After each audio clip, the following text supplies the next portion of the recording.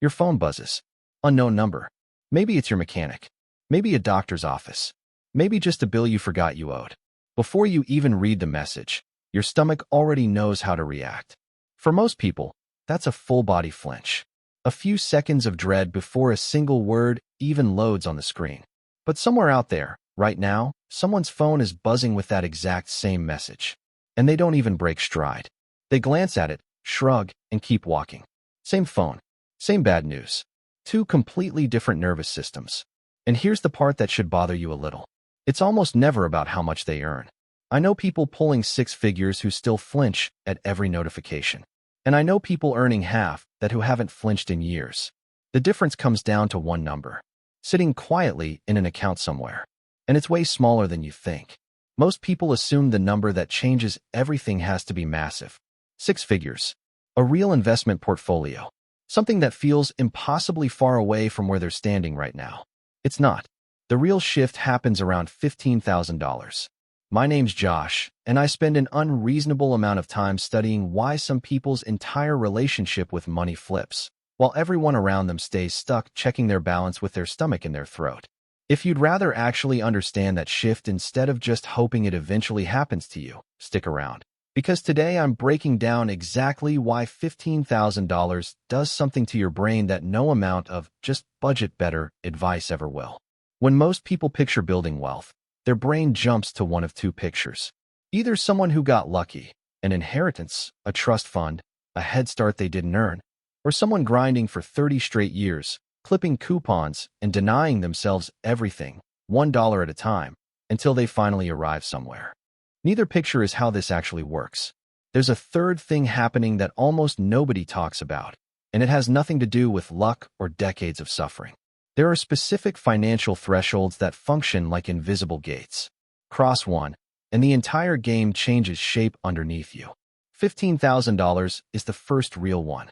It's the line that separates people who go on to build serious wealth from people who spend their whole working life one bad month away from disaster. And almost nobody realizes the line even exists because nobody ever draws it for them. Here's the easiest way to picture it. Think about a rocket trying to leave the ground. For the first stretch of any launch, the rocket is burning an enormous amount of fuel just to fight gravity.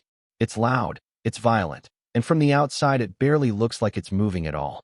Almost all of that fuel is spent just fighting the pull trying to keep it down. But there's a specific speed, a specific threshold, where something switches. Once a rocket crosses it, gravity stops being the dominant force. The rocket doesn't need to keep burning fuel just to stay up. It coasts. The exact same physics that was working against it for the entire launch is now barely a factor at all. $15,000 is your escape velocity. Below it, you're burning everything you've got just to stay off the ground. Above it, the same forces that were working against you start doing almost nothing to slow you down. Here's the part that actually surprised me the most while I was digging into this. The shift under 15,000 isn't really about math. Yes, smaller balances grow slower in raw dollar terms. That part's just arithmetic. But the bigger shift happens somewhere else entirely. It happens in how your brain processes every single decision you make. When there's nothing solid underneath you, your brain treats almost every choice like a threat to manage, not an option to weigh. You take the job that's available, not the one that's right, because turning anything down feels too dangerous. You stay quiet about a manager who treats you badly, because confrontation could cost you the one paycheck standing between you and real trouble. None of that is a personality flaw. It's just what a brain does when there's no floor under it. It can't think about altitude when it's still worried about staying off the ground. Researchers who study financial stress consistently find that even a modest cash cushion meaningfully lowers anxiety around money, separate from how much someone earns. The cushion itself is doing the work, not the income. Then something shifts once you cross that $15,000 line, and it's not subtle. The mental space your brain was spending on, "How do I survive this month?" gets handed back to you. You start asking a completely different question. Not "how do I survive?" but "how do I grow this?" That's not a mood swing. That's a measurable, structural change in what your brain is even allowed to spend its attention on. Let's make this concrete, because the acceleration here is genuinely the most satisfying part of the whole concept. Say you're setting aside $750 every month, and your investments are earning a reasonable long-term average return of around 7% a year. Getting to your first $15,000 takes about 19 months. That's a year and 7 months of discipline before you even reach the line we're talking about. It's slow, and it's the exact stretch where most people quietly give up because it feels like nothing is happening. But your second 15,000 doesn't take another 19 months. It takes 18. Your third milestone takes about 15. Your fourth takes 14. Same monthly contribution. Same effort. Same amount of money leaving your account every single month. The only thing that changed is your existing balance started doing part of the work alongside you. Keep going, and by the time you've built up to around $300,000, your next 15,000 shows up in about 6 months. By 500,000, it's down to roughly 5. The exact same $15,000 that took you a year and 7 months to build the first time is now arriving in about a quarter of that time, without you changing a single thing about your own behavior. It's tempting to assume people with bigger balances have access to something else entirely. Secret funds, insider deals, a different rulebook reserved for people who already have money. At the very highest levels of wealth, sure, some of that exists.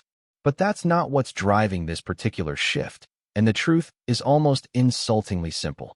It's the same rocket, the same fuel, the same basic engine you already have access to right now. The only difference is that one version has enough mass already in motion to coast, and the other one is still burning everything it's got just to stay off the ground. You can use the exact same low-cost index fund, the exact same brokerage app, the exact same basic strategy at $15,000 as someone using it at $500,000. The strategy never changes. Only the scale does, and scale is what turns a small percentage gain into a number that actually moves your life. Here's the part almost nobody talks about, and it might matter more than every number we've covered so far. Building that first $15,000 from nothing isn't really a financial accomplishment. It's a behavioral one. Unless money just fell into your lap, getting there meant tracking where your paycheck actually went, saying no to things you wanted in the moment, doing that, on repeat, for well over a year, without much visible proof along the way that it was working. What you walk away with isn't just a bank balance. It's proof, to yourself, that you can hold a boundary against your own impulses when it actually matters. That's not really a money skill. That's closer to a personality trait. And once you've built it, it doesn't switch off just because the savings goal is sitting behind you now. Watch how identical situations land completely differently once that buffer exists. Your phone screen cracks. Before the buffer, that's a full week of low-grade stress and rearranged plans. After it, it's an annoying errand on a Saturday. A friend invites you to a destination wedding you can't really say no to without feeling terrible. Before, that invitation creates actual dread the moment you see it. After, you check the dates, book it, and move on with your day. Your dog needs an unexpected procedure at the vet. Before, you're quietly calculating whether to put it on a card and Googling payment plans at midnight. After, you're just sad about your dog, which, honestly, is the only emotion that situation should ever require from anyone. None of these events changed. What changed is whether your brain treats them as emergencies or as Tuesday. Once that cushion exists, you start noticing things that were always there, but you physically couldn't act on before. A coworker mentions she's freelancing on the side and could use a small loan to cover new equipment. Before, you nod, feel a little useless, and quietly change the subject. After, you can actually run the numbers and decide whether it's worth it.